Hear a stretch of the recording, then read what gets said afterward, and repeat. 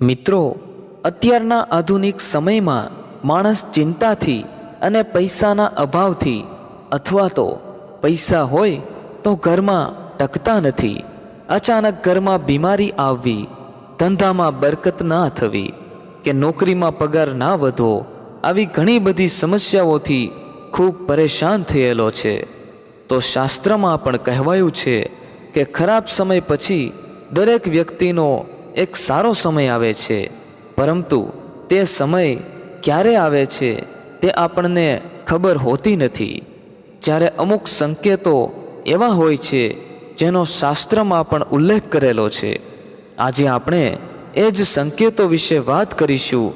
જે સંકેતો તમને મળે છે તો સમજી લેવું કે હવેથી તમારા જીવનમાં સારા સમયની શરૂઆત થઈ ચૂકી છે. તો મિત્રો, ખાસ દરેક ભાઈઓ તથા બહેનો આ વિડીયોને અંત સુધી નિહાળજો. શુભ સંકેતોની શરૂઆત કરીએ તે પહેલાં કોમેન્ટ બોક્સમાં જય માં લક્ષ્મી જરૂરથી લખી નાખજો, જેથી લક્ષ્મી માતાની કૃપા આપ સૌ પર બની રહે. તો સારો સમય આવતા પહેલાં જોવા મળે છે આ શુભ સંકેતો. નંબર 1, પૂજા દરમિયાન જો ભગવાનની મૂર્તિ પર મૂકેલું ફૂલ કે પાન તમારી સામે પડે તો તેનો અર્થ છે કે ભગવાન તમારાથી પ્રસન્ન છે અને તમારી મનોકામના જલ્દી પૂરી થશે. નંબર 2, ગૌ માતાનું આગમન. જો તમારા ઘરમાં ગૌ માતા દરરોજ આવી રહ્યા છે અને તમારી પાસે ભોજન માટે રણકાર કરી રહ્યા છે તો આ ખૂબ જ શુભ સંકેત છે. નંબર 3, સપનામાં મંત્રો સાંભળાવા અથવા જો તમારા સપનામાં મંત્રો સાંભળો છો જેમ કે રામ રામ, તો આ ખૂબ જ શુભ સંકેત માનવામાં આવે છે. જો ઓમ મંત્ર સંભળાય તો તે પણ સકારાત્મક વાત છે.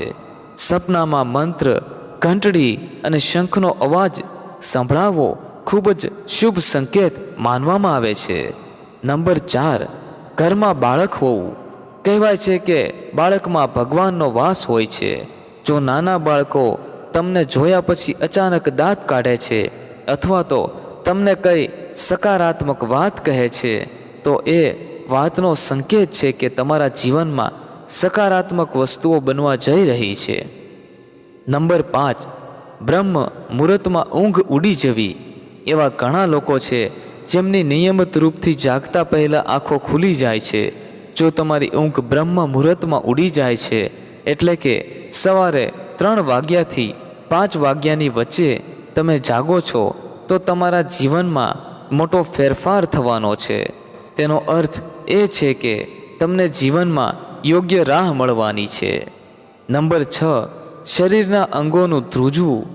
પુરુષના જમણા અંગનું ધ્રુજવું ખૂબ જ શુભ માનવામાં આવે છે. પછી તે જમણી આંખ હોય કે જમણો હાથ, આ એક શુભ સંકેત છે. તેનાથી ઊંધું સ્ત્રીઓમાં જો ડાબું અંગ ધ્રુજતું હોય તો તે સારો સંકેત છે. એટલે કે સ્ત્રીમાં ડાબા હાથનું ધ્રુજવું એ ખૂબ જ શુભ સંકેત માનવામાં આવે છે. પુરુષોમાં જમણા હાથનું ધ્રુજવું શુભ સંકેત માનવામાં આવે છે. નંબર 7, જો તમે ઘણા દિવસોથી તમારા ઘરની બહાર મહાલક્ષ્મીનું વાહન ઘુવડ જોઈ રહ્યા છો તો માની લો કે તમારા ઘરમાં દેવી લક્ષ્મીનું આગમન થવાનું છે અને તમને જલ્દી જ અપાર ધન પ્રાપ્ત થશે. જો તમે કોઈ કામ માટે ક્યાંક બહાર જઈ રહ્યા છો અને રસ્તામાં તમે કોઈ કૂતરાને તેના મોંમાં શાકાહારી વસ્તુ અથવા તો રોટલી લઈને જોશો તો તે સૂચવે છે કે તમને ક્યાંકથી ધન લાભ થવાનો છે. નંબર 8, અંદરથી અચાનક ખુશી થવી. ઘણી વખત તમે જોયું હશે કે તમને અચાનક ખુશ થવાનું મન થાય છે. તેનો મતલબ તમારે સમજવું કે ભગવાન તમને કંઈક સારા સંકેત આપી રહ્યા છે. જે રીતે તમને આ સમયે ખુશ થવાનું મન થઈ રહ્યું છે તેવી જ રીતે ભગવાન તમારા જીવનમાં જલ્દી જ ખુશીની પળો લાવવાના છે. તમને સુખનો અનુભવ થવાનો છે. જેટલું પણ દુઃખ તમે તમારા જીવનમાં જોયું હશે તે જલ્દી જ સમાપ્ત થશે. આવા સમયે તમારું મન પ્રફુલ્લિત થઈ જાય છે. નંબર 9, કાચબાને જોવું તે શુભ સંકેત છે. ભગવાન વિષ્ણુએ કશ્યપ અવતાર લીધો હતો. જો તમને સપનામાં કાચબો દેખાય તો તે સૌભાગ્યની નિશાની છે. કિસ્મતના બંધ દરવાજા જલ્દી ખુલી શકે છે. કોઈ દિવસે જો તમે તમારા ઘરની નજીક અથવા તો રસ્તા પર મોર જુઓ છો અને તમે મોર નાચતો જુઓ છો તો તે જ દિવસથી તમારા સારા દિવસો શરૂ થશે. મોર જોવો શુભ માનવામાં આવે છે. નંબર 10, જો તમે કોઈ કામ માટે વહેલી સવારે ઘરેથી નીકળ્યા હો અને રસ્તામાં કોઈ નવા વર કન્યા દેખાય તો સમજવું કે તમારો સારો સમય શરૂ થવા જઈ રહ્યો છે. તે સારા દિવસનો શુભ સંકેત માનવામાં આવે છે. નંબર 11, હાથમાં ખંજવાળ આવી. સ્ત્રીના ડાબા હાથમાં અને પુરુષના જમણા હાથમાં અચાનક ખંજવાળ શરૂ થઈ જાય તો તેને પણ શુભ માનવામાં આવે છે. તેનો અર્થ એ છે કે તમને કોઈ પણ સમયે આર્થિક લાભ મળી શકે છે. નંબર 12, શંખનો અવાજ સાંભળવો. જો વહેલી સવારે શંખનો અવાજ સંભળાય છે તો તે ખૂબ જ શુભ સંકેત માનવામાં આવે છે. સવારે શંખનો અવાજ સાંભળવો મતલબ કે જે તમારું ભાગ્ય ખુલવાનું છે. નંબર 13, જો તમે યાત્રા કરી રહ્યા હો અને તે દરમિયાન તમને સાપ અને વાંદરો દેખાય છે તો તે ખૂબ જ શુભ સમય આવવાનો શુભ સંકેત છે. તમારા જીવનની આર્થિક તંગી દૂર થવા જઈ રહી છે. તમારી પાસે ધનનું આગમન થવાનું છે. જો તમે રાત્રે આકાશમાં તારાઓ ખરતા જુઓ છો તો તરત જ કોઈ ઈચ્છા વ્યક્ત કરો અને 2 માન્યતાઓ અનુસાર તે ઈચ્છા 30 દિવસમાં પૂરી થઈ શકે છે. આ એક ખૂબ જ શુભ સંકેત પણ માનવામાં આવે છે. નંબર 14, સાવરણીને જોવી. સાવરણીને દેવી લક્ષ્મીનું પ્રતીક માનવામાં આવે છે. જો તમે કોઈ કામ માટે બહાર જઈ રહ્યા છો અને કોઈને રસ્તામાં રસ્તો સાફ કરતા જુઓ છો તો સમજવું કે દેવી લક્ષ્મી તમારા પર કૃપા કરી રહ્યા છે.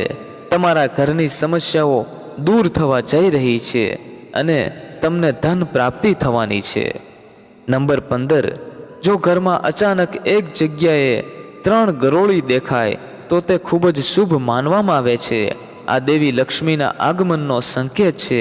એવું પણ કહેવાય છે કે જો ગરોળી એકબીજાનો પીછો કરતી જોવા મળે તો તે ઘરની પ્રગતિનો સંકેત છે. નંબર 16, સમૂહમાં કાળી કીડીઓ જોવી. જો તમને અચાનક તમારા ઘરના દરવાજે અથવા તો અન્ય કોઈ જગ્યાએ સમૂહમાં કાળી કીડીઓ દેખાય છે તો તે સ્પષ્ટ સંકેત છે કે દેવી લક્ષ્મીની કૃપા તમારા પર બની રહેવાની છે અને તમારું કોઈ પણ અટકેલું કામ સંપન્ન થવાનું છે. આવી સ્થિતિમાં તે કીડીઓને નમસ્કાર કરો અને તેમને લોટમાં ખાંડ ભેળવીને આપો. નંબર 17, પાણીથી ભરેલું વાસણ જોવું. જો તમે કોઈ મહત્વપૂર્ણ કામ માટે ઘરની બહાર જઈ રહ્યા છો અને કોઈના હાથમાં પાણીથી ભરેલું વાસણ દેખાય છે તો તે પણ એક શુભ સંકેત છે. નંબર 18, ઘરની છત પર કોયલનો અવાજ એ પણ એક શુભ સંકેત છે. જો આવું થાય તો તમારી સંપત્તિમાં વધારો થઈ શકે છે. જો તમને તમારા સપનામાં અથવા તો રસ્તા પર સોનેરી સાપ દેખાય છે તો તમારા સારા દિવસો શરૂ થવાના છે અને ભાગ્ય મજબૂત થવાની નિશાની માનવામાં આવે છે. જે દિવસે તમે સવારે ઉઠો છો અને સૌથી પહેલાં દહીં કે દૂધ જુઓ છો તો તે સૌભાગ્યની નિશાની છે. નંબર 19, જો તમારા ઘરના મુખ્ય દરવાજે હાથી તેની સૂંઢ ઊંચી કરીને ઊભો હોય તમારે સમજી લેવું કે તમારા સ્થાન પર જેવી લક્ષ્મીનો આગમન થવાનું છે. તમારા પરિવારને સુખ અને સમૃદ્ધિમાં વધારો થવાનો છે. હાથીને ભગવાન ગણેશનું પ્રતીક માનવામાં આવે છે. નંબર 20, જ્યારે પણ તમે તમારા ઘરની સામે આંકડાનો છોડ ઉગતા જુઓ તો સમજી લો કે સારો સમય આવવાનો છે. આ સંકેત ખૂબ જ શુભ માનવામાં આવે છે. જો તમને રસ્તા પર ચાલતી વખતે કોઈ સિક્કો પડેલો જોવા મળે તો સમજી લેવું કે ઉધાર આપેલા પૈસા જલ્દી જ પાછા મળી જશે. નંબર 21, જો રસ્તામાં ક્યાંક જતી વખતે તમને તમારી જમણી બાજુ કોઈ વાંદરો, કૂતરો કે સાપ દેખાય તો એ સારો સંકેત છે કે પૈસા તમારી પાસે આવવાના છે. જો સવારે તમે જાગતાની સાથે જ પૂજાનું શ્રીફળ જુઓ છો તો તેનો અર્થ એ છે કે તમારા પર માતા લક્ષ્મીની કૃપા થવાની છે. આ ઉપરાંત આર્થિક સ્થિતિ મજબૂત થવી અને ધન લાભ થવાના સંકેતો હોય છે. નંબર 22, જો તમે તમારી આસપાસ રંગબેરંગી પતંગિયા જોઈશો તો તેનો અર્થ એ છે કે તમારા જીવનમાં ખુશીઓ આવવાની છે. ઘરની બહાર નીકળતી વખતે લીલા શાકભાજી, લીલું ઘાસ, સફેદ કબૂતર વગેરે જોવા પણ શુભ સંકેત છે. નંબર 23, જો તમારા ઘરમાં પશુ પક્ષીઓ માળો બનાવી રહ્યા હોય તો તે પણ ખૂબ જ શુભ સંકેત છે. આ સિવાય જો તમારા ઘરની આસપાસ પક્ષીઓનો કિલકિલાટ દિન પ્રતિદિન વધી રહ્યો છે તો તે આ નિશાની પણ ખૂબ જ જલ્દી જીવનમાં સકારાત્મક પરિવર્તન લાવવાની છે. નંબર 24, જ્યોતિષ શાસ્ત્ર અનુસાર વ્યક્તિનો સારો સમય શરૂ થતાં પહેલાં તેને અનેક પ્રકારના સંકેતો મળે છે. આમાં સૌથી મોટી નિશાની એ છે કે વ્યક્તિને સારા સપના આવવા લાગે છે. સપનામાં વ્યક્તિને ભગવાનના દર્શન, ખજાના, વૃક્ષો, છોડ અને હરિયાળી જેવી વસ્તુઓ જોવા લાગે છે.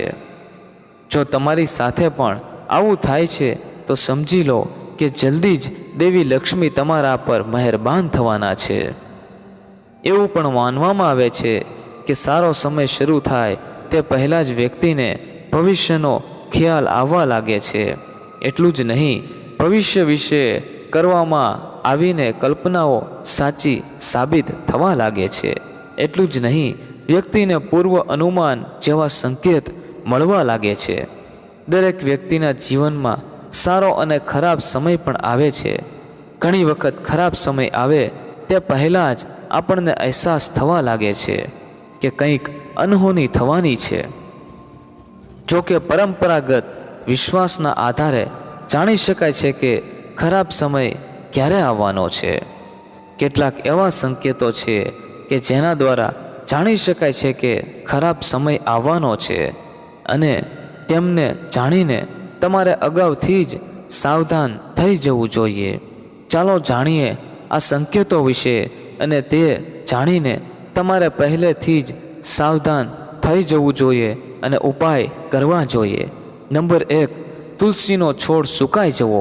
આંગણામાં રહેલો તુલસીનો છોડ અચાનક સુકાઈ જવો લાગે તો સમજી લેવું કે ખરાબ સમય આવવાનો છે. તે આર્થિક સંકટ કે દુર્દશાનો સંકેત છે. નંબર 2, બિલાડીનું રોવું. જો તમારા ઘરની અંદર કે આસપાસ કોઈ બિલાડી જોર જોરથી રડવા લાગે છે તો તેને તમારા ખરાબ દિવસોનો સંકેત માનવામાં આવે છે. એવું માનવામાં આવે છે કે બિલાડી આગામી ઘટનાઓ અગાઉથી જ જાણે છે.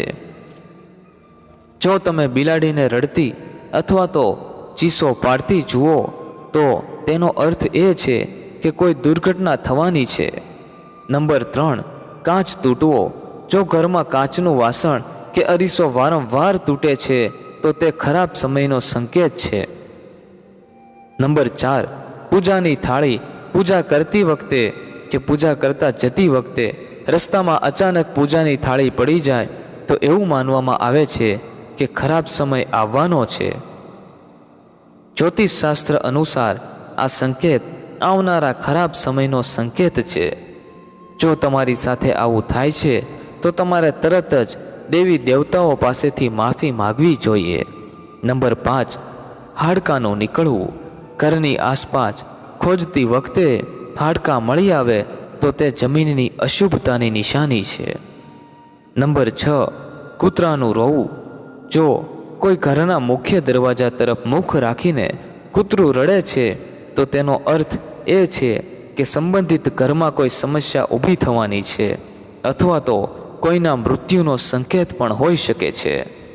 નંબર 7, ખોદતી વખતે મરી ગયેલો જીવ જોવા મળે.